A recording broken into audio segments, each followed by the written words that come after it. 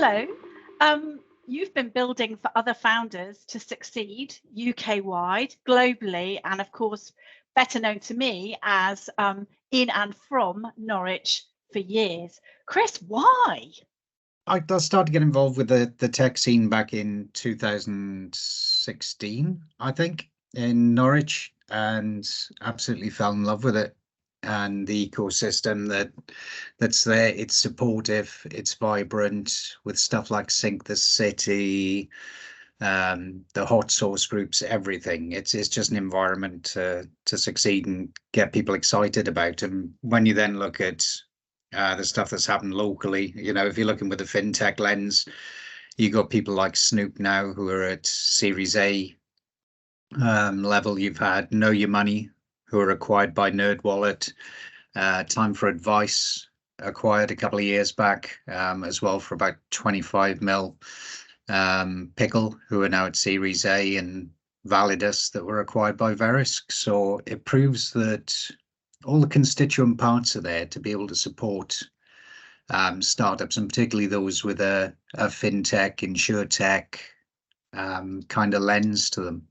So that's great. Thank you so much. And thank you for referencing all those great examples as well. But you personally, your driver, your motivation, Kris, I mean, what drives you? For me, I get excited by startups in general. I like anything new. I'm a catalyst, and I think there's a load of people who are supportive in the region of anything new, and that goes for those people who have exited. There's a few of those sprinkled around, as well as those who are growing themselves. And the thing I love is that symbiotic relationship that everybody has to be able to lift each other up. As they say, a rising tide lifts all ships, and I think the region really grasps that from a startup perspective. So that kind of thing gets me excited, and there's you don't see any kind of sort of prejudice amongst that system either. So female founders of color, they all get that equal chance here. So talking about what we might call underrepresented or underestimated founders, you've recently become an early partner of the Innovate UK No Limits programme. Congratulations. I know that was a competitive process. So maybe you could just explain a little bit about that program, but also what does it mean for Magic Source, your business, and underrepresented people wanting to get into tech in general, Kris? Yeah, it's a great program. We got involved in the No Limits program because we're involved in a separate tender process with Innovate UK to support 300 underrepresented founders with investor readiness programs in the space of a year. But what it's there to do is provide a gateway to underrepresented founders to not just build a startup and get investment, but actually find their way to work in tech as well, and find those opportunities and retrain or train to get into the tech industry.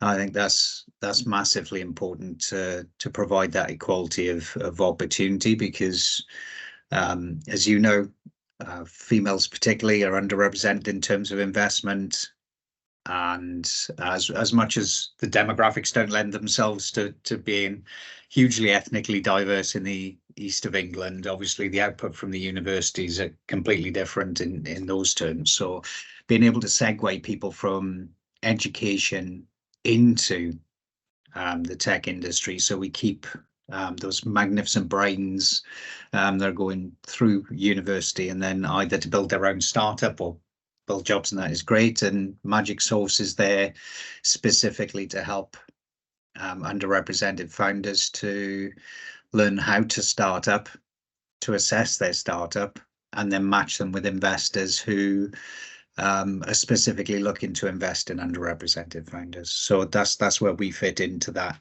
piece of the jigsaw. And so with this new program, then you're presumably going to be able to expand what you do as Magic Source as part of that program, Kris? Is that how it's going to work? And how might people get involved or find out more? magicsource.online is the URL if everybody wants to go check it out. And we've started off with a UK-wide remit. this program will help in some ways, just in terms of being able to accelerate the development of the platform, making sure it's fit for purpose and reach more communities that are full of underestimated founders. But yeah, we're looking to go subscription free in emerging nations as well, so that we can, it's that rising tide lifts all ships thing again, so that we can bring those thought processes and rigor to emerging nations to make them, the startups there, more investable, to de-risk investment into those countries as well. So we've got a global outlook from the outset, and our hack pack free for underrepresented founders, which you'll find on the platform as well, has hit 5 continents in the last year. Amazing. And we'll be piloting in 3 different continents this year with a full platform. So watch this space, right? Yeah, quite the reach. Yeah, amazing, Kris. So our final question then today is, what do you think are the really important questions that the Tech East-led campaign to understand and hopefully boost fintech in Norwich and Norfolk needs to ask, Kris? What are the key questions, and what are the answers that you think, an answer rather, not the answers, because obviously that's what they're going to find out, but yeah, what are the key questions that really you can't do this without having some answers to them? Yeah, I mean, I guess the key things are, what are the outcomes you're looking for? It's a key driver, and then you can work backwards and build the building blocks. If you know your destination, you can plan the map. Number 2 is what they define as fintech, and many who've spoken on this before, we know each other, and we've discussed this, and it's something that's discussed at large.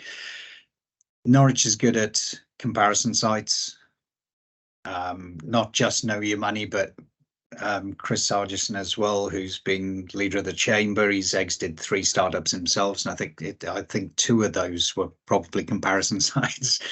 They tend to have gone well. InsurTech as well, and particularly stuff that de-risks or provides data seems to do well, because the raft of redundancies that large insurers have had in the city.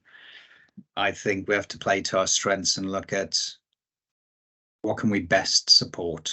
And I think there's just so much talent out there that's left those insurers that have been from junior management right the way through to top level, that have had so much more to bring to the party.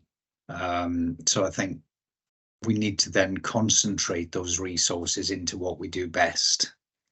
And in particular, looking at the future generative AI applications of some of this technology as well, to make sure that we can be on the forefront of that, because the catalysts who can build those ideas and solve problems in the market, allied to the undoubted tech talent in the region, which Nordev, obviously the conference for that is going on right now, the undoubted development talent that lies in the region as well. I think if you bring a synergy about for those 2 things, I think InsurTech, risk payment tech, and comparison, the things that we've traditionally done well, I think we could do even better if we ally those things. So it's how do we bring about those synergies? How can we do more to make sure that we keep that talent, that